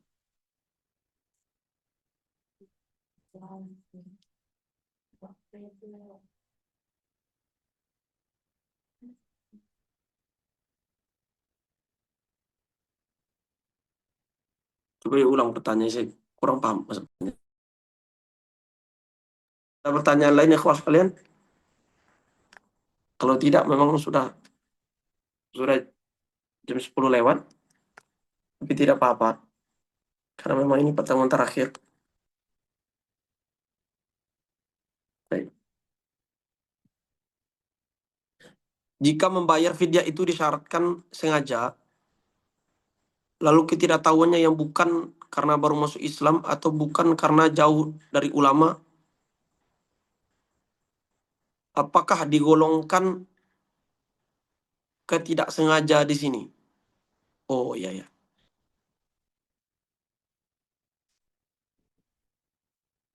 Begini, saya luruskan dulu. Orang yang sengaja membatalkan puasa itu nggak wajib membayar fidyah.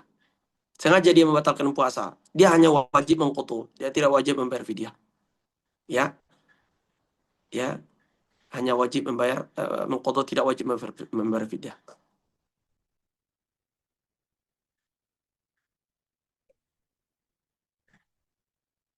Lagi-lagi pertanyaannya kurang. Jadi secara umum, orang yang sengaja membatalkan puasanya, dia hanya wajib membayar mengqadha, tidak wajib membayar fidyah. Ya kan? Adapun maksud tadi orang yang jauh dari para ulama atau yang baru masuk Islam adalah orang yang kemudian apa namanya? Orang yang berbuka atau dia tidak puasa, ya, karena jauh dari para ulama, tidak tahu dia hukumnya. Maka bagi orang ini hanya wajib mengqadha nanti ketika dia sudah tahu. Ya, itu saja, tidak wajib membayar fidyah.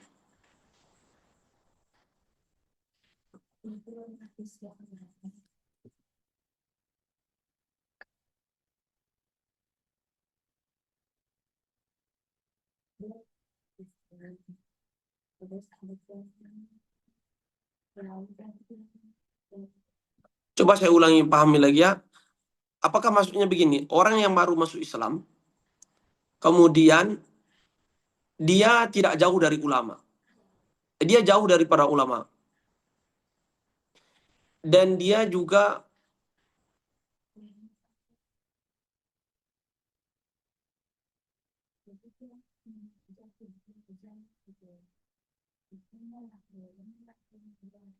jika membayar fidyah itu disyaratkan sengaja, lalu ketidaktahuannya yang bukan karena baru masuk Islam, ya kan?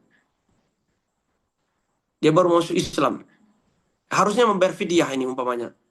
Tapi ketidaktahuannya yang bukan karena baru masuk Islam atau bukan karena jauh dari ulama, nanti ya, saya kurang paham. Ustadz, kalau seandainya junub,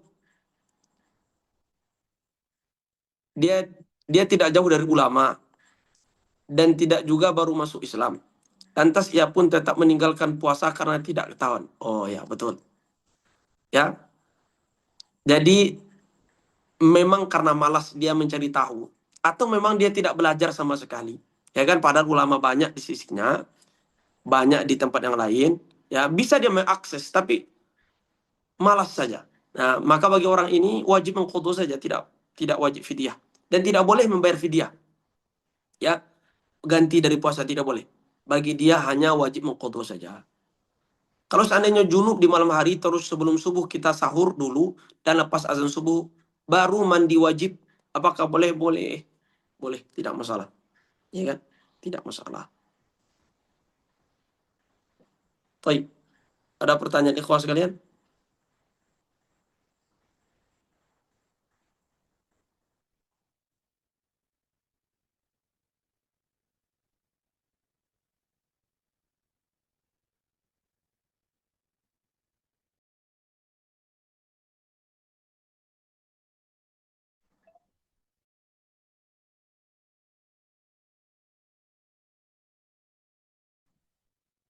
Baik.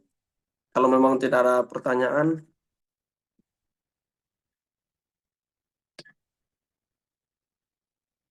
konsekuensi berpuasa tapi tidak sholat. Orang berpuasa sah puasanya, puasanya sah, sholatnya apa namanya? Sholatnya dihukumi dia berdosa, ya kan? Karena masing-masing ibadah itu tentu berbeda. Puasa puasa, sholat sholat, ya kan? Tapi tentu tidak sempurna ibadah seseorang tersebut. Kenapa dia tidak sholat? Sholat adalah tiang agama. Dia puasa, ya kan? Tapi tidak sholat. Sholat tiang agama. Tapi apakah sah puasanya? Sah puasanya tidak ada hubungan sama sekali kuas kalian. Ya, yang banyak orang yang kemudian menyebarkan isu-isu kalian tidak sholat tapi puasa, tidak sah puasa kalian. Sah puasa, jangan malah tinggalkan pula puasanya. Ini kalau disampaikan kepada orang yang tidak sholat, kalian ngapa kalian puasa? Kalian tidak sholat, malah dia tidak puasa lagi nanti. Sudahlah dia tidak sholat, dilarang lagi dia puasa, dia malah nggak puasa lagi nanti. Sah puasanya, ya kan? Cuma diperbaiki lagi nanti untuk sholatnya. Nah gitu. Puasa alhamdulillah kalau udah puasa. Mudah-mudahan dengan puasa itu membuat dia sadar untuk sholat. Ya. Wallahu a'lam. Insyaallah taala kalau ada pertanyaan kita lanjutkan diskusi tanya jawab di grup, ya kan? Ya kan? Insyaallah taala baik selama Ramadan kita tidak akan tutup grupnya. Kalau ada pertanyaan dari ikhwas sekalian, diskusi kita lanjutkan di dalam grup insyaallah taala. Ini untuk kajian-kajian ini saya rapikan modulnya, nanti insyaallah kita kirim dan kita bagikan. Mudah-mudahan bermanfaat dan kita memohon kepada Allah mudah-mudahan dijadikan hamba-hamba yang memang betul-betul masuk ke dalam bulan Ramadan dan dijadikan Ramadan ini Ramadan terbaik bagi kita, masuk dalam keadaan memang siap dengan hadiah-hadiah daripada Allah, segala sesuatu yang Allah berikan kepada kita nantinya kita memang berhak dan layak untuk mendapatkannya. Kita gunakan betul Ramadan ini menjadi bulan yang meningkatkan keimanan kita, menjadi hamba yang bertakwa. Setelah dari Ramadan kita menjadi menang, ya kan? Kita berbahagia dan bergembira karena hadiah-hadiah yang diberikan oleh Allah kepada kita dan menjadi hamba yang bertakwa. Amin. Allahumma amin. Saya memohon maaf kepada ikhwas sekalian atas segala kekurangan selama daurah 3 hari ini, dari segi materi, dari segi salah ucapan, dari segi waktu dan yang lainnya. Mudah-mudahan ikhwas sekalian diberikan taufik oleh Allah Ta'ala dalam berpuasa, dalam menjalankan ibadah, dan dalam menuntut ilmu juga, dan tidak berhenti menuntut ilmu berapapun usia kita, ya kan? Usia tidak membatasi kita untuk belajar, dan dimanapun kita, dan apapun profesi kita. Jadi belajar tentang ilmu fikih puasa tidak hanya bagi pelajar yang sedang di pesantren, yang sedang di kuliah agama, tidak. Ya kan? Apapun profesi kita, siapapun kita, wajib bagi kita untuk mempelajari ilmu yang akan ilmu terhadap sebuah amal yang akan kita kerjakan. Amin Allahumma amin. Mudah-mudahan Allah berikan kita taufik. Ini saja dari kami, ya kan? Billahi taufik wal hidayah. Wallahu a'la wa alam. Subhanakallahumma wa bihamdika asyhadu an la ilaha illa anta astaghfiruka wa atubu ilaik.